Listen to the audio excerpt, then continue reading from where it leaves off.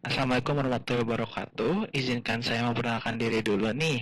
Nama saya David Priagata dengan NIM 2024-31002. Nah, pernah nggak sih kita semua tuh ngerasa cuitan atau unggahan yang kita post di media sosial tuh tiba-tiba sepi interaksi, seolah-olah tidak ada yang melihat atau mungkin ada yang pernah kena peringatan pelanggaran padahal hanya bercanda dengan teman menggunakan bahasa tongkrongan kita masing-masing lah. Nah, maka dari itu hari ini kita izinkan saya tuh untuk membahas masalah ini, yaitu kita akan bahas sesuatu yang sangat dekat dengan keseharian kita. Nah, kita bahas tuh hari ini media sosial yaitu X atau Twitter dulu deh kita kenalnya ya. Nah, platform ini telah berevolusi menjadi alun-alun ibarat kata tuh kayak alun-alun kota digital atau tempat digital orang-orang secara digital berkumpul. Nah, tempat ini kita bertukar gagasan, berdebat, mengekspresikan diri, atau bahkan cuma sebatas kita berdebat akan hal yang simpel. Nah, tapi apakah kebebasan berpendapat di sana itu benar-benar bebas? Nah, mari kita bedah nih. Nah, hasil dari penelitian mandiri saya mengenai dampak moderasi konten di X ini, nah berdasarkan saya ini udah mengobservasi data lah sekitar selama bulan Juni ya, Juni 2026. Nah, menemukan ada tiga pola utama yang sering dikeluhkan oleh pengguna. Nah, pertama itu ada shadow banning, itu dimana kita nggak ada notifikasi, nggak ada apa, tiba-tiba postingan kita dibikin sepi, nggak dibikin sama algoritma tuh supaya nggak muncul di beranda orang-orang. Nah, ini gimana tuh ini dilakukan secara sebatas oleh sistem. Nah, kontennya itu tidak muncul di beranda, tapi apa namanya di beranda follower kita, tapi itu nggak pernah ditahu alasannya kenapa.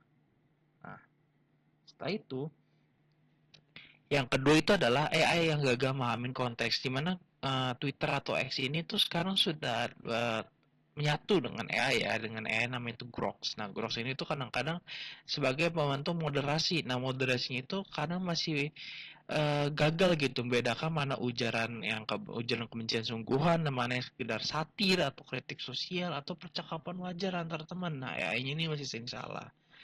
Nah, ketiga tuh kesenjangan janji dan realitas. Nah, platform itu mengklaim bahwa dia itu sebagai pembela absolut kebebasan berpendapat ya. Nah, jadi tuh kita tuh sering dibilang sama si platform itu kalau dia tuh tempat yang bebas berpendapat, kita bebas mengutarakan pendapat kita. Tapi kenyataannya apa? Enggak. Kita nggak sebebas itu. Makanya di sini satu adalah kesenjangan janji dan realitas ya. Nah, lalu apakah moderasi itu buruk? Ya jawabannya sih ya nggak buruk-buruk banget ya. Kita juga dapat banyak hal bagus dari moderasi. Nah, apa tuh contohnya salah satu hal bagus dari moderasi? Nah, kini bisa kita lihat ya dampak positifnya. Yang pertama itu adalah ruang digital yang aman. Nah, sistem ini mencegah hoax, doxing, pelecehan ekstrim, ataupun yang lain-lainnya. Dimana tuh selain itu juga tuh dia juga bisa menjadi mitigasi konflik horizontal yang memperlambat laju misinformasi saat krisis terjadi. Nah, tapi sayangnya kita juga nggak bisa nutup dampak dari sisi negatifnya. Yang pertama tuh kayak pengguna jadi takut buat menyuarakan opini yang kritis, apalagi juga ancaman demokrasi dari korporat atau privat gitu ya. Nah, mungkin salah satu contoh yang bisa saya ambil ini kasus yang paling dekat ya. Contohnya itu mungkin dari kasus yang itu adalah orang yang kena tangkap karena membuat sebuah satir, postingan satir. Mungkin salah satunya itu, walaupun itu tidak berhubungan langsung dengan X, itu merupakan bukti nyata kalau misalkan moderasi ini juga penting dan juga bisa juga berbahaya. Nah, karena dari itu dibikinlah beberapa cara untuk menyeimbangkan antara keamanan kebebasan berekspresi. Ada tiga rekomendasinya nih. Yang pertama tuh transparansi algoritma, terus kedua mekanisme banding yang libatkan manusia, dan juga tuh standar kebijakan yang netral dan konsisten.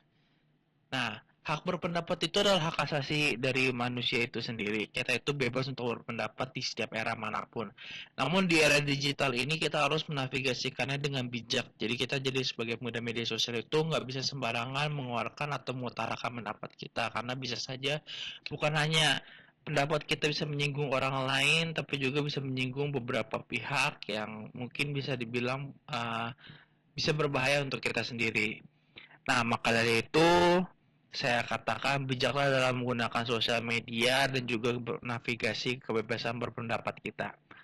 Sekian, saya David Liagata. Terima kasih sudah mendengarkan ocehan singkat saya ini ya. Mari kita bersama-sama ciptakan tempat digital yang aman dan juga sehat bagi seluruh warga Indonesia. Sampai jumpa di video selanjutnya. Dadah.